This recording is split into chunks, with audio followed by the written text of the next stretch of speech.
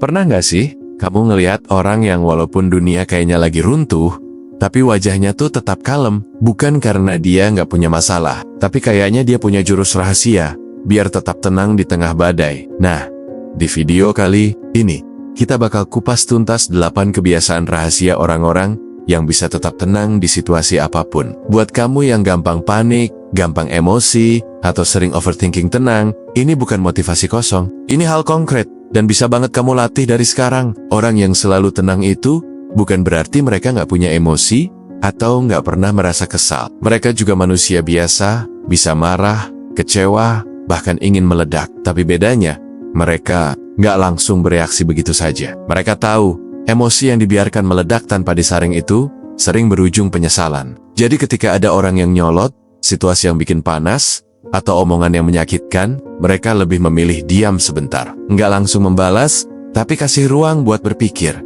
buat menimbang. Mereka sadar, 1 detik jeda bisa menyelamatkan hubungan, nama baik, bahkan masa depan. Nggak banyak orang bisa melakukannya, karena diam itu butuh kekuatan. Tapi mereka sudah terbiasa, bahkan menjadikan itu kebiasaan yang otomatis muncul ketika situasi mendesak datang. Kayak punya rem darurat yang bekerja sendiri. Dan hebatnya, makin sering dilatih, makin kamu sadar bahwa menahan diri itu bukan tanda kelemahan, tapi tanda kedewasaan. Karena orang kuat bukan yang bisa marah kapan saja, tapi yang bisa memilih kapan harus diam. Dan disitulah letak ketenangan sejati.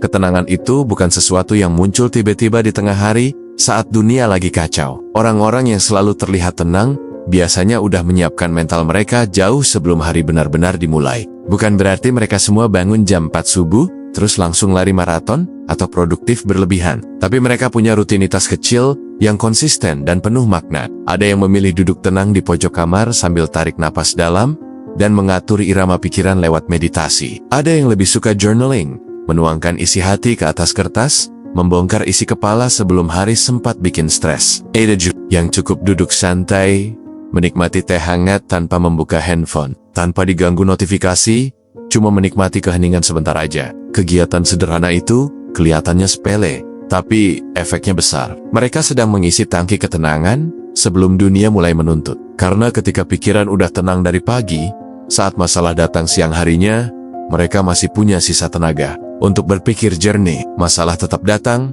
tekanan tetap muncul, tapi mereka nggak gampang meledak. Rutinitas pagi itu semacam perisai. Nggak harus sama untuk semua orang. Yang penting bisa jadi ruang pribadi untuk menyambut hari dengan kesadaran. Mereka sadar, kalau mereka sendiri nggak nyetel pikiran dari pagi, maka dunia yang akan nyetel mood mereka sepanjang hari. Dan mereka nggak mau hidupnya dikendalikan oleh kekacauan luar. Jadi, mereka mulai hari dari dalam, dari ketenangan diri sendiri.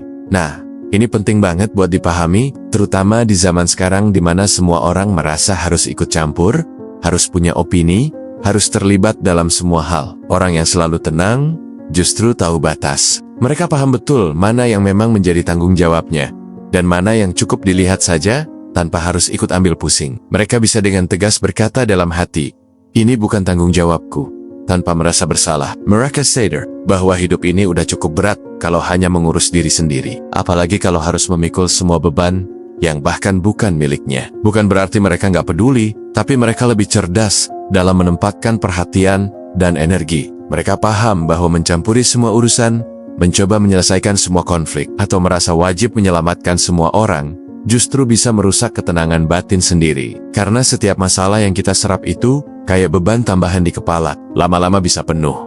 Dan akhirnya, kita sendiri yang kelelahan. Orang tenang itu bukan egois, tapi realistis. Mereka tahu kapasitas dirinya, dan gak mau memaksakan hal-hal yang di luar kendali. Misalnya, kalau teman lagi bad mood dan marah-marah tanpa alasan, mereka nggak langsung mikir, "Wah, aku salah apa ya?" Tapi mereka belajar untuk memahami. Kadang orang lain bersikap seperti itu karena urusan pribadinya sendiri, bukan karena kita. Dan mereka memilih untuk nggak menyerap energi negatif itu. Dengan memilah mana yang perlu ditangani dan mana yang bisa dilepas, mereka menjaga pikirannya tetap ringan, dan hatinya tetap lapang. Itulah kenapa orang-orang seperti ini sering terlihat adem. Karena mereka memang nggak membawa semua beban dunia. Tipe orang yang selalu tenang, biasanya bukan tipe yang sibuk menenangkan orang lain, tapi lupa sama dirinya sendiri. Justru mereka punya kebiasaan yang jarang dilakukan banyak orang.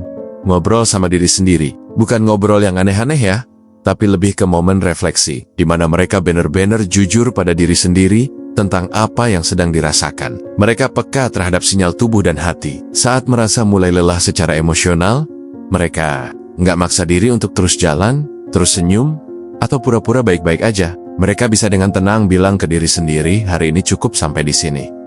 Aku butuh berhenti sebentar. Dan yang luar biasa, mereka nggak merasa bersalah karena melakukan itu. Mereka tahu, berhenti sebentar bukan berarti gagal. Justru itulah bentuk penghargaan terhadap diri sendiri, bentuk self-respect yang sehat. Orang yang tenang tahu bahwa kalau ingin tetap kuat menghadapi dunia luar, bagian dalam dirinya harus dijaga dulu. Mereka rawat kesehatan mentalnya.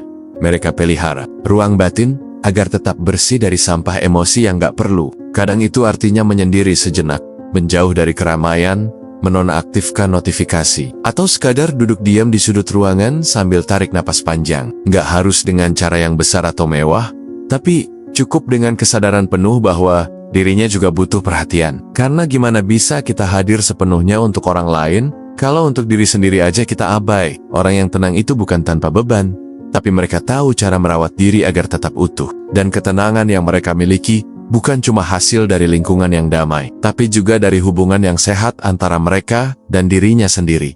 Terakhir, dan justru yang paling penting, orang yang tenang itu bukan karena mereka dilahirkan dengan sifat luar biasa atau hidup tanpa masalah. Mereka tenang karena terbiasa melatih diri setiap hari. Mereka nggak menunggu hidup jadi damai dulu baru tenang, tapi justru menciptakan ketenangan dari dalam. Mereka punya kebiasaan-kebiasaan kecil yang terus dilatih dengan sabar. Bisa dari hal sederhana, seperti membaca buku yang membangun pikiran positif, mendengarkan ceramah yang menenangkan jiwa, berzikir pelen-pelen di sela aktivitas, atau bahkan cuma menarik napas dalam dan tersenyum tanpa alasan. Bagi orang lain mungkin kelihatan sepele, tapi mereka tahu bahwa hal kecil yang dilakukan setiap hari akan berdampak besar untuk jangka panjang. Kuncinya ada pada konsistensi, karena ketenangan itu bukan sesuatu yang instan, tapi hasil dari kesadaran yang dipupuk terus-menerus. Dan ketika badai datang, ketika semua orang panik, marah, atau kehilangan arah,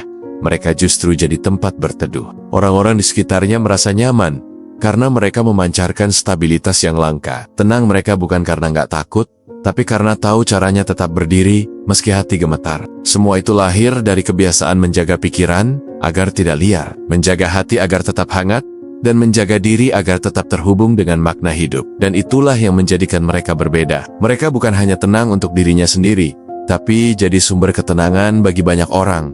Jadi orang tenang itu bukan berarti nggak punya masalah, tapi mereka tahu gimana cara bersahabat sama masalah. Mereka nggak cari kabur dari tekanan, tapi mereka belajar untuk berdiri tetap tegak walau angin kencang. Dan kabar baiknya, kamu juga bisa kok. Mulai aja dari satu kebiasaan dulu, pelan-pelan, lama-lama jadi karakter. Ingat, dunia ini nggak akan pernah berhenti bikin kita goyah, tapi kita bisa pilih mau jadi korban situasi atau jadi tuan atas reaksi kita sendiri.